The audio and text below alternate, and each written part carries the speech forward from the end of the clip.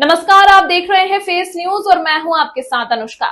हमारे खास कार्यक्रम फेस टॉक में आज हम बात करेंगे एक ऐसे व्यक्तित्व से जिन्होंने मीडिया, साहित्य और कॉर्पोरेट कम्युनिकेशन तीनों क्षेत्र में अपनी अलग पहचान बनाई। हमारे साथ मौजूद है मोहम्मद अब्दुल्ला खालिद, जिन्हें लोग खालिद आजमी के नाम से भी जानते हैं। ये एक जाने माने शायर, साहित्यकार और मॉडरेटर हैं। 2 दशकों से अधिक का अनुभव रखते हुए इन्होंने दूरदर्शन के लिए 1000 से भी ज्यादा कार्यक्रम का निर्माण किया। 200 से अधिक आलेख लिखे और कई किताबें भी इनकी प्रकाशित हुई। पसीने की खुशबू, अवध का चमन और सितम के फूल जैसी इनकी रचनाएं पाठकों और श्रोताओं के दिलों में गहरी छाप छोड़ चुकी हैं।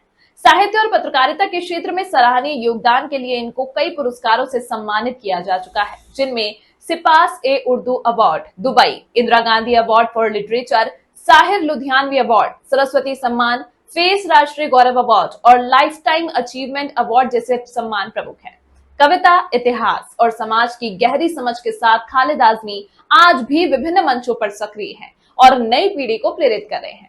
तो आइए स्वागत करते हैं खालिद आजमी का, जिनसे बात कर रहे हैं हमारे विशेष संवाददाता दानिश अय्यूबी। इस न्यूज के प्रायोजक है सर्वोकॉन, रखे सब कंट्रोल में। FMS इंफ्राटेक, रियल एस्टेट का भरोसेमंद साथी। Servo step for strong tomorrow और अयाज परफ्यूम्स।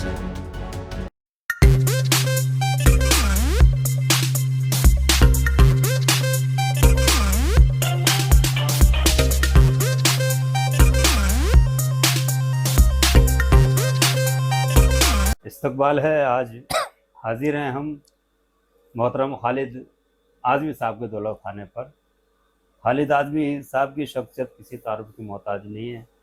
आप आलिमी शोहरत याफ्ता शायर हैं। आपके 4 मजमूए कलाम मंज़र आम पर आ चुके हैं। अभी पिछले महीने आपकी 4 किताबें जो उर्दू में शाया हुई हैं, मजमूआ कलाम, उनका रस्म इजरा मलेशिया में अमल में आया। मैं पहले तो खालिद आज़मी साहब को मुबारकबाद पेश करता हूँ बहुत बहुत आपको उन किताबों के लिए। और हम जानना चाहते हैं आज खालिद आज़मी साहब से उनका शेरी सफ़र और उर्दू के लिए जो उन्होंने खिदमतें की हैं, हिंदुस्तान नहीं बल्कि बैरूनी ममालिक में भी आपकी खिदमत का लोहा माना जाता है। और ना सिर्फ आप हिंदुस्तान में बल्कि हिंदुस्तान के अलावा आपको बाहर बैरूनी ममालिक में भी बड़ी उर्दू के हवाले से बड़े एहतराम की नज़र से देखा जाता है। आप एक अरसे तक DD उर्दू के डायरेक्टर रहे, जो तमाम उर्दू के प्रोग्राम आपने एक से एक प्रोग्राम आपने दिए। उसमें आपने ऐसे ऐसे प्रोग्राम दिए जिनकी मिसाल नहीं मिलती है। नए नए प्रोग्राम आपने ईजाद किए हैं, ये बड़ी खुशी की बात है। हम आज हाजिर हैं उनकी खिदमत में और जानना चाहते हैं उनसे उनका शेरी सफ़र कहाँ से शुरू हुआ, इसके बारे में आगे बात करेंगे। खालिद आज़मी साहब आपके सामने। देखिए, शेरी सफ़र के 3 वजहों से हम शायर बने हैं। वालिद साहब की तरबियत, साहिर लुधियानवी का मुताला और कैफ़ी आज़मी की सोहबत। इन तीनों चीज़ों ने शायर बनाया है। एक छोटे से गांव में, आजमगढ़ के बड़े पुरवकार गांव भैरवपुर दरगाह में हम पैदा हुए और उसके बाद से स्कूलिंग वहीं हुई। फिर अगली पढ़ाई के लिए हम आजमगढ़ शहर गए, अलीगढ़ गए, बनारस गए और दिल्ली में भी हमने JNU में भी पढ़ाई की। शायरी की शुरुआत असल में अब्बा मोहतरम खुद शायर हुआ करते थे, होश आज़मी के नाम से शायरी करते थे और बड़े पाए के शायर थे। और उनकी शायरी मज़हब और इनकलाब का दोनों का मिक्सचर थी। या तो उनकी शायरी अल्लाह और अल्लाह के रसूल पे होती थी, या तो बगावत पे, इनकलाब पे। जैसे वो कहते हैं कि सुबह फाका कशों की शायत की शाम हूँ मैं, इनकलाबी मैं हो जो उसमें जाम हूँ मैं, और मोड़ दूँ बाग हुकूमत की मिटा दूँ शाही, होश कहते हैं मुझे शायरी बदनाम हूँ मैं। क्या कहना। तो उनकी शायरी से बड़ा हम इम्प्रेस होते थे। और जब हम स्कूलिंग के बाद साहिर को हमने पढ़ा तो लगा कि जब उनका पढ़ा जुल्म फिर जुल्म है उठता है तो थम जाता है, खून फिर खून है टपकेगा तो जम जाएगा, खाके सहरा पे जमे या कफे कातिल पे जमे खून, बेदार पे या लाशे बिस्मिल पे जमे खून, जल्लाद के मस्कन का देता है सुराग, लेके हर बूद निकलती है हथेली पे क्या चराग। कहना है, क्या कहना। तो शायर को जब हमने पढ़ा लगा कि ये हमारा जो खून है ये समाज के काम आना चाहिए। तो उसके बाद हम जुड़ गए तरक्की पसंद तहरीक से, और मुलाकात कैफी साहब से। वो कैफी साहब का कि आज की रात बहुत गर्म हवा चलती है, आज हाँ, फुटपाथ हाँ। पे भी नींद नहीं क्या आएगी, कहने तुम क्या उठो मैं भी उठूं, ये भी उठे वो भी उठे, इसी जी, दीवार जी, से जी। खिड़की से निकल जाएगी। क्या कहने। तो कैफी साहब को जब हमने देखा, वालिद साहब से तरबियत, और जब हम होशमंद हुए तो साहिर का इंतकाल हो चुका था। लेकिन ऐसी मोहब्बत साहिर से हुई, उनकी शायरी किसी को उदास देखकर, और फिर किसी को उदास देखकर हरासा, या उनके जब फिल्मी गाने देखते हैं कि मतलब औरत ने जन्म दिया मर्दों को, मर्दों ने उसे बाजार दिया, जब जी चाहा मसला कुचला, जब जी चाहा दुत्कार दिया, या एक ऊंचे ये नीलाम घर दिलकशी के, लुटते हुए कारवां जिंदगी के, कहाँ है वो हाफिज खुदी के, जिन्हें नाज है हिंद पे वो कहाँ है। या शायर जब कहते हैं कि जश्न बपा है कुटियाओं में, ऊंचे ऐमा कांप रहे हैं, मजदूरों के बिगड़े तेवर देख के सुल्तान कांप रहे हैं, तो जाहिर सी बात है कि एक इनकलाब भर गया। हाँ, हाँ, हाँ। और वालिद साहब की शायरी, और कैफी साहब को रूबरू सुनते थे जब वो आजमगढ़ में आते थे, कम्युनिस्ट पार्टी के दफ्तर में रुकते थे, उनके कपड़े को धुलना, उनके लिए चाय लाना, ये हम लोग बड़ा बहुत फख्र की बात है कि कैफी साहब के साथ हम रहे हैं और उनकी हमने खिदमत किया है। तो बस शायरी शुरू में हमने पैरोडी लिखना शुरू किया, जैसे वो फिल्म आई थी कि कौनी दिशा में लेके चला रे बटोहिया, तो हमने एक नात लिख दी कि इतनी अरस सुना अरबी सवरिया उठे दिल में लहर, देखी तैबा नगर हम तड़पत हैं। तो जब हमने लिखा तो बड़ा मशहूर हो गया, मिलाद में पढ़ा जाने लगा। एक कुर्स होता तो कव्वाल ने कहा कि आज आपके गांव के एक उभरते शायर खालिद आजमी की शायरी, तो उसने इस पैरोडी को गा दिया। अच्छा। तो वालिद साहब के कान तक खबर पहुंच गई। अगले दिन वो पिटाई हुई हमारी कि अल्लाह और रसूल के नाम को तुम फिल्मों में डाल रहे हो, अरे शायरी करना तो सलीके से करो शायरी, अल्लाह और रसूल के नाम को बड़ी इज्जत से लिया जाता है।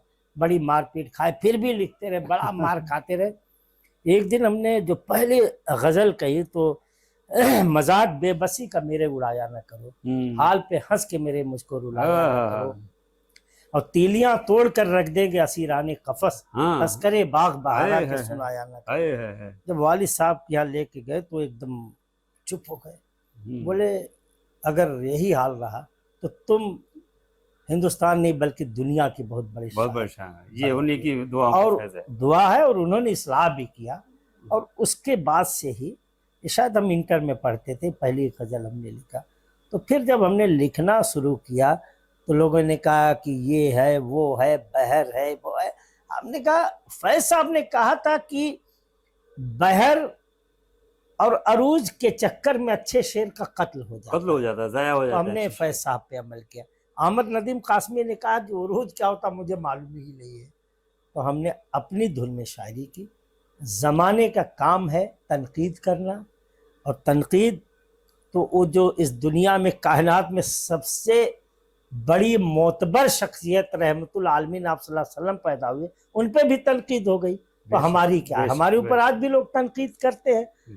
तो तनकीद जितनी होती है आदमी उतना ज़्यादा उभरता है जो है वो। कैसे हमने कहा था कि जब से गम से मेरी आशिकी हो गई, मेरे मरने की जिद मुलतवी हो गई, मुझको बढ़ने से रोका जमाने में, जमाने ने जब हौसले में मेरे पुख्तगी, और मैंने मजलूम के हक में की पैरवी, जालिमों से मेरी दुश्मनी हो गई। क्या कहने। वो कलंदर वाला शेर आपका बड़ा मशहूर है। हाँ, वो बड़ा ये कहते थे कि ऐसे है वैसे है। तो हमने कहा कि देखिए वो अगर जुल्म की ताकत पे उतर आएंगे, हम कलंदर हैं करामत पे उतर आएंगे। वाह वाह वाह। हम कलंदर हैं करामत पे उतर आएंगे। तो बस ऐसे ऐसे शायरी होती रही, और शायरी 2018 में पहली किताब आई हमारी, गज़ल का मजमुआ पसीने की खुशबू। और वो मज़दूरों के पसीने की बात है। जब मज़दूर दिन भर मेहनत करता है तो उसको अपने पसीने में ही खुशबू नज़र आती है, उसकी औकात इत्र ख़रीदने की होती नहीं, वो पसीने को ही खुशबू समझता है। चाहत नहीं है मुझको चमेली गुलाब की, खुशबू मेरे पसीने की गुर्बत की शान है। क्या कहने। फिर दूसरी किताब हमारी नज्म की आई, अवध का चाँद। अवध मीन से खित्ता है जो आजमगढ़ से लेकर उन्नाव तक, बहराइच से लेकर इलाहाबाद तक 23 जिलों का खित्ता है, अवध है ये। अवध कहते हैं। और अवध की अपनी एक तहजीब है, एक खान है, एक पान है, एक रिवायत है। तो हमने उससे इम्प्रेस होकर अवध का चांद का मतलब अवध की तहजीब को अवध की हमने तहजीब। मरकज में रखा।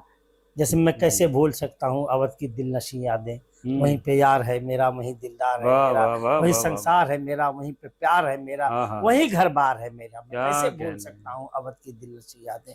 क्या क्या। फिर तीसरी किताब, जब माहौल बहुत मुल्क का खराब हुआ तो हमने कहा कि जालिमों के घर में है इस्तराब का मौसम, आ गया है दुनिया में इनकलाब का इनकलाब मौसम, का मौसम। और होगा धन का बंटवारा, जब से है खबर आई मुफलिसों के चेहरों पे है शबाब का मौसम। क्या कहने हैं। तो किताब हमने इनकलाब का मौसम तीसरी इनकलाब आई का गजल मौसम। की।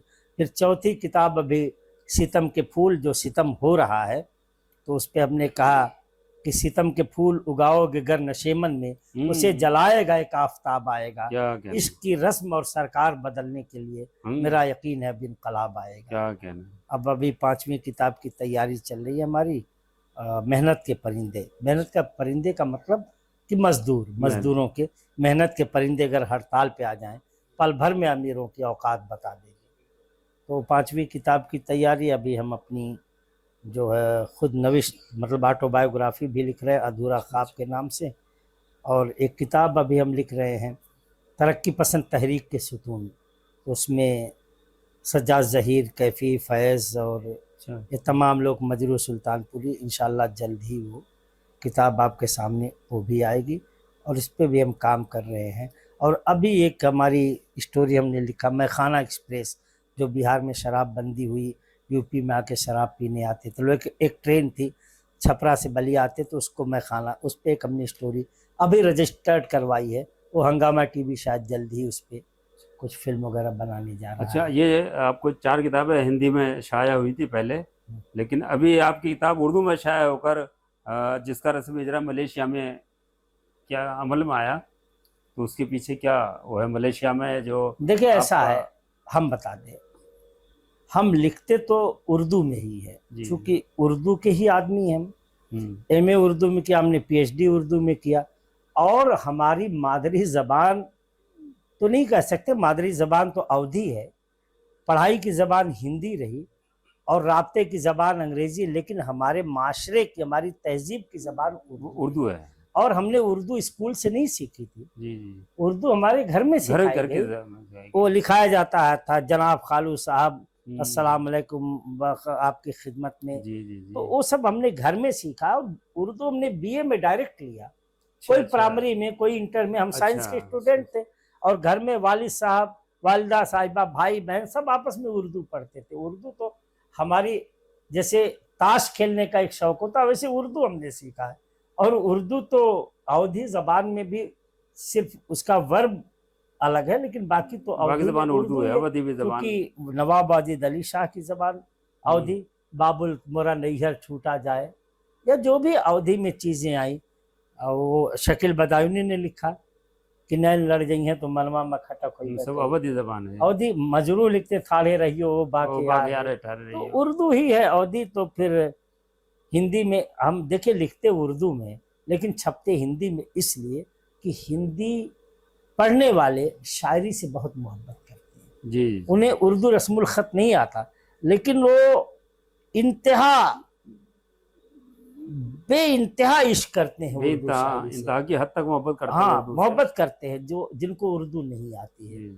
हम उनको गैर मुस्लिम नहीं कहते, बल्कि गैर उर्दू वाले, जैसे हमारे प्रदीप भट्टाचार्य सर हमारे उस्ताद थे, जो हमें फिल्म और इस चीज़ों सिखाए, तो कहते थे कि हम उर्दू वाले तो नहीं, लेकिन उर्दू के हैं, उर्दू के हैं, हम उर्दू के हैं। जी। क्योंकि उर्दू नहीं सीखा, तो हिंदी में हम उर्दू पढ़ते हैं, जी। तो इसलिए हमने हिंदी में छपवाई। हमें ज़रूरत लगी, मलेशिया जाना था, तो चूँकि जब आप हिंदुस्तान से बाहर जाते हैं तो हिंदी को भी उर्दू कहा जाता है। जी जी। बाहर तो उर्दू पढ़ने वाले हैं, मलेशिया, जापान, चाइना में उर्दू डिपार्टमेंट है यूनिवर्सिटी में, जापान में है, मलेशिया में है, हर जगह, अफगानिस्तान, ईरान, कैलिफोर्निया।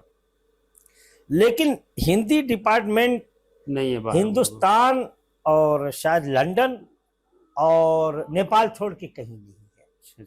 तो अब मलेशिया गए तो वहाँ तमाम शायर सिंगापुर के आए, वहाँ इंग्लैंड तो- से आए, ऑस्ट्रेलिया से आ रहे थे, और जापान से आ रहे थे, अमेरिका से आ रहे थे, पाकिस्तान से आ रहे थे। तो उनको ज़रूरत थी, वहाँ से डिमांड हुई कि आपकी किताबें हिंदी में हम कैसे पढ़ें। तो हमने 1 महीने पहले सब तैयारी शुरू किया। सब ज़बान तो उर्दू ही थी, जी जी जी। हिंदी में छपी थी, ट्रांसलेशन नहीं करना था, सिर्फ उसकी रस्मुल ख़त बदलना रस्मुल था। खत बदलना था। रस्मुल ख़त बदल करके उर्दू में छपवाया। मलेशिया में आतिर उस्मानी साहब हैं, बड़े बाज़ौक़ उर्दू से मोहब्बत करने वाले और अच्छे शायरों में शुमार होता। मलेशिया के सिटीजन हैं, मलेशिया के परमानेंट रेजिडेंस हैं। आतिर साहब ने कहा कि खालिद साहब अगर उर्दू में आप करवा दें तो हम सबको बड़ा उससे पढ़ने का एक पढ़ने का आसानी हो ज़ौक़ जाएगी। है जी, कि जी। आप चाहते हैं कि आपकी किताबों को पढ़ें। तो हमने उनकी डिमांड पे फिर मलेशिया में उसका इजरा किया गया।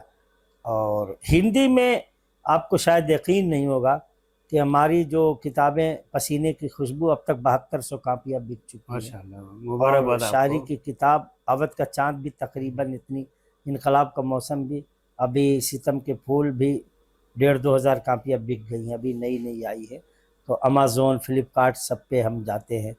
तो हिंदुस्तान में अगर आपको शायरी आवाम तक पहुंचानी तो आपको हिंदी में लिखनी पड़ेगी, और हिंदुस्तान से बाहर निकल के अगर पहुंचानी तो फिर उर्दू में उर्दू लिखनी में। पड़ेगी। जी। वैसे आपकी शायरी को जहाँ तक मैंने पढ़ा है वो बहुत सलीस ज़बान, यानी जिसे कहा जाए जो हम ज़बान हिंदी उर्दू मिक्सचर बोलते हैं, ना प्योर हम उर्दू फ़ारसी बोलते, बल्कि हमारी जो ज़बान है आज की वो हिंदी और उर्दू ज़बान है। उसी ज़बान में आपकी शायरी होती है। और जहाँ तक मैंने महसूस किया आपकी शायरी में मोहब्बत और मज़दूरों का जहाँ तक आपने ज़िक्र किया है, ये 2 चीज़ें मैंने आपके यहाँ देखी हैं। तो इसकी ख़ास वजह ये है कि सिर्फ आपने मोहब्बत और मज़दूरों पर आपने शायरी ज़्यादा की है उसमें। देखिए ऐसा है, मज़दूर और इनकलाब ये हमारी शायरी का मौजू है। शाहिर ने कहा था कि अमीर ने कहा था कि हमको शायर ना कहो मीर की साहब, हमने दर्द दिल जमा किए तब कहीं दीवान बना। क्या कहना है। तो मीर ने कहा था कि दिल के दर्द को शायरी कहते हैं। ये बहुत छोटा दायरा था मीर का। उस ज़माने में शायरी जुल्फ़ों तक, गुलों तक, हुस्न तक सिमटी हुई थी। लेकिन जब तरक्की पसंद तहरीक आई है 1936 में, तो अगर तरक्की पसंद तहरीक ना आती तो कहानियों के किरदार में घीसू, माधव, नन्ही किनाई, ताई केसरी, कालू, भंगी, मंगू, कोचवान नहीं होते। उसी तरीके से जो जुल्फों में उलझी हुई थी। तरक्की पसंद तहरीक ने कहा, पहले शायरी अदब बराए अदब था, तरक्की पसंद तहरीक ने कहा अदब बराए समाज होगा। तो अदब को समाज से जोड़ा गया, तब शायरी में मजदूर की बात आई, इनकलाब की बात आई, मेहनत कश की बात आई। तो वो जो इश्क और हुस्न के दायरे से निकल करके शायरी एक लंबे, तब शाहिर ने कहा ना कि दुनिया ने तजुर्बात और हवादिस की शक्ल में जो कुछ मुझे दिया वो लौटा रहा हूँ मैं। उनका ये जो सामने देख रहे हैं तो वही शायरी में हमारी। आप बता दीजिए कि अगर मजदूर को तकलीफ ना हो, मजदूर परेशानी में ना हो, तो हम शायरी करना छोड़ दें। आप बताइए कि मजदूर परेशानी में है कि नहीं। तो शायर का फर्ज है ना कि जो सबसे कमज़ोर हो उसकी हिमायत में आप बात करिए। जी जी। और पहले की बात गई कि सिर्फ रईसों को शायरी में, अब हम कसीदा लिखने वाले शायर नहीं हैं, हम बगावत करने वाले शायर। सही कहा। हाँ, हम बगावत करने वाले शायर। पहले से अब सितारों में तनवीर कहाँ है। और सुनिए, हमने कहा कि शायरी जो है ऐसा नहीं है, कलम कलम है, उठेगा तो कुछ लिखेगा जरूर।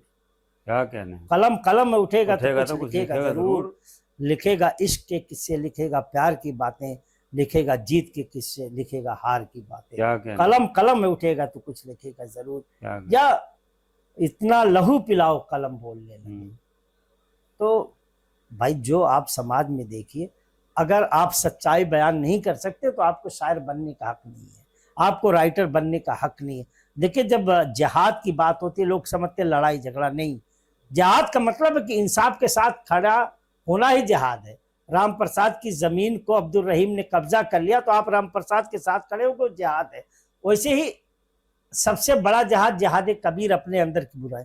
और जिहादुल सगीर में एक आता जिहाद बिल कलम, कलम से भी आपको जिहाद करना। जिहाद का मतलब है कि मौजूदा गलत निजाम के खिलाफ बात करना, उससे जो लिखना लोगों के दिमाग में है कि हिंदू मुसलमान ये सब कुछ नहीं, उसके लिए तो गजवा है। हाँ जिहाद का मतलब है कि ना इंसाफी के खिलाफ लड़ जाना, वही जिहाद है। तो आप कलम से अगर जिहाद नहीं कर सकते हैं, कलम से अगर आप समाज की बुराइयों को नहीं दूर कर सकते, कलम से आप अगर मजदूरों के हक में बात नहीं कर सकते, कलम से आप अगर इनकलाब बर्पा नहीं कर सकते हैं, तो आपको कोई हक नहीं है राइटर बनने का, आपको कोई हक नहीं मुसन्निफ बहुत बनने का। बहुत अच्छी आप बात। अपनी कलम को रख दीजिए, तोड़ के फेंक दीजिए कूड़ेदान में, और जाइए मुशायरों में गाना गाइए, 2-3 गजलें लिख करके गाते रहिए। क्या बस कहना अपने है? तरन्नुम को पैदा करिए और गाते रहिए।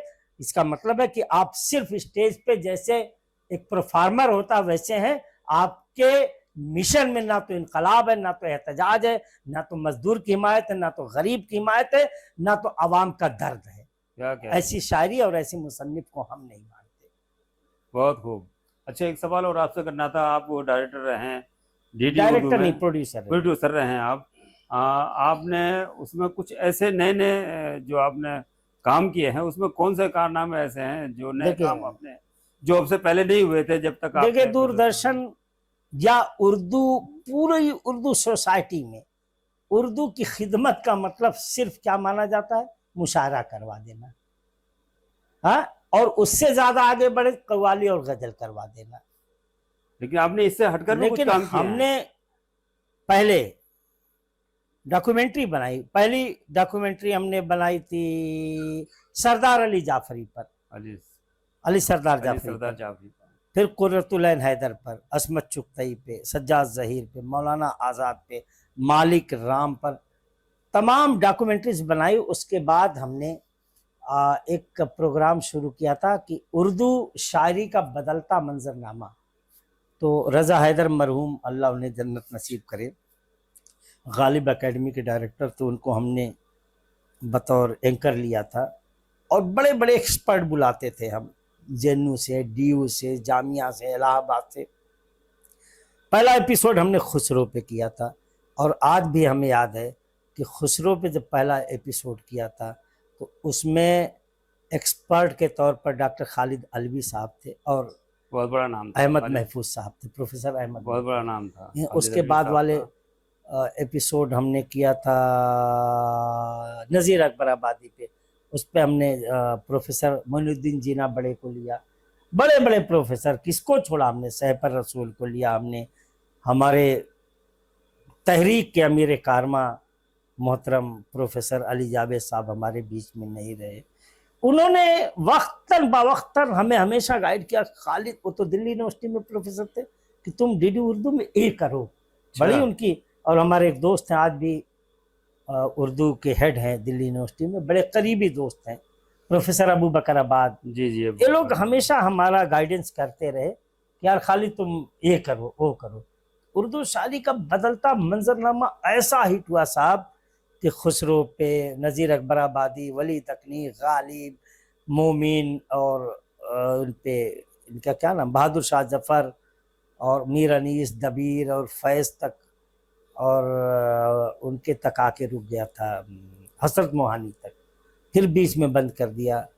वहाँ शासन प्रशासन बदलता है तो रोक लगती रहती, बंद हो गया। उसकी नजर हो गई। फिर बहुत दिन बाद जो है अनिल कुमार श्रीवास्तव साहब आए। मैं उनका बहुत मशहूर हूँ कि उन्होंने कहा खालिद साहब एक नया प्रोग्राम शुरू करिए। तो हमने शेर व सुखन के नाम से, जी जी, शेर व सुखन में एक एंकर आता था, शायर के बारे में बताता था, फिर एक यूनिवर्सिटी का प्रोफेसर या कोई बहुत बड़ा एक्सपर्ट आता था, वो बात करता था, फिर एक एंकर आता था, फिर सिंगर, उनकी 3 गज़लें बारी बारी से उस शायर की।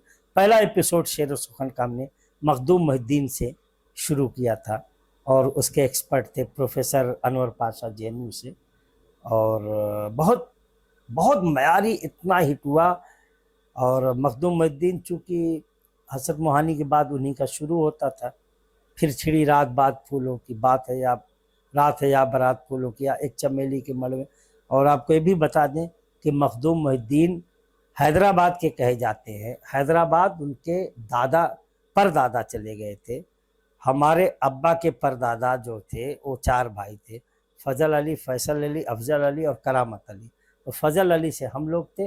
अफजल अली चले गए थे दक्कन नौकरी करने, तो उसी हमारे ही खानदान से मखदूम मोहिउद्दीन का ताल्लुक है। अच्छा अच्छा। हमने अपने एक शेर में भी कहा है कि मेरा भी ताल्लुक है उसी खानदान, मखदूम को मिली है जहाँ से सुखनवरी, मेरा भी ताल्लुक है उसी खानदान से। तो मखदूम मोहिउद्दीन हमारे खानदान के, तो इस बात का हमें फ़ख्र होता है और बहुत फ़ख्र होता है कि इतना बड़ा शायर, और जिसे शायर इनकलाब कहा गया, मखदूम मामूली शायर नहीं थे। और अरे एक चमेली के मड़वे तले प्यार की आग, प्यार के आग में। और राज बहादुर गौड़ ने जो बहुत बड़े उर्दू दाँ थे, पहले MBBS थे उर्दू मीडियम के, उन्होंने अपने घर के नाम ही रखा था चमेली का मड़वा, चमेली का मड़वा, हैदराबाद में।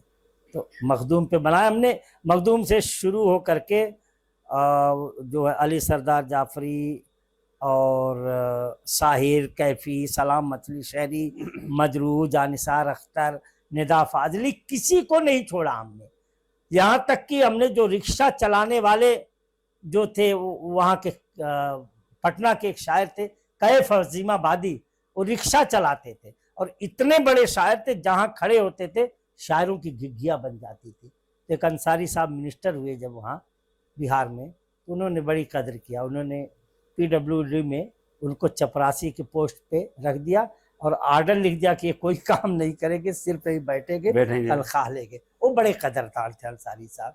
तो कैफ अजीमाबादी बहुत बड़ा शायर था और उस पर किसी ने काम नहीं किया। हम पूरे उर्दू दुनिया को चैलेंज करते हैं। इसलिए उवैस अहमद दौरा, वो मजदूर थे, चटकल में काम करते, तो उन्होंने अपनी खुद नविश्त में लिखा है कि मैं ट्रेन में पंखे चुराता था, जेल गया, फिर बाद में MA किया, फिर वो लेक्चरर हुए। तो उवैस अहमद दौरा पे आज तक किसी ने एक कलम नहीं लिखा।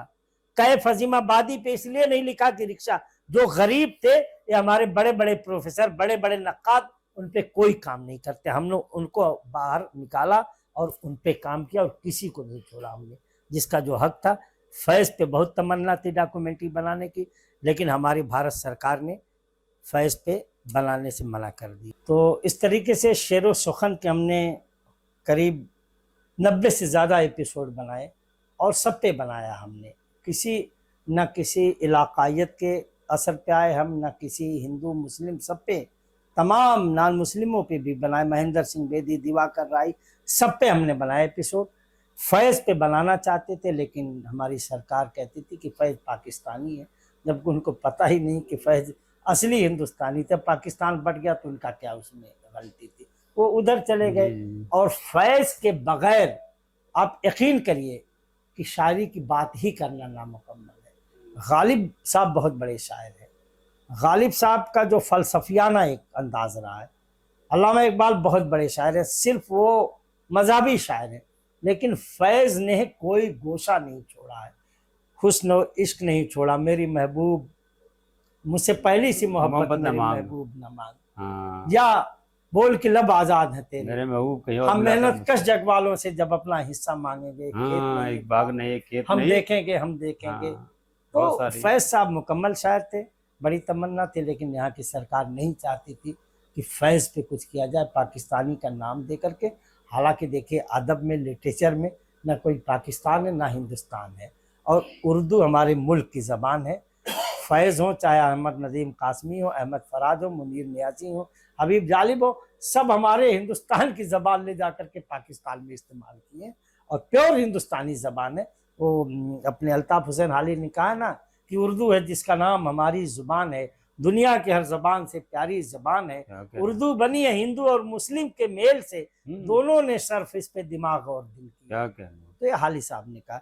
बहरहाल बस ऐसे 90 से ज़्यादा एपिसोड हमने बनाया और बड़ा पसंद किया गया।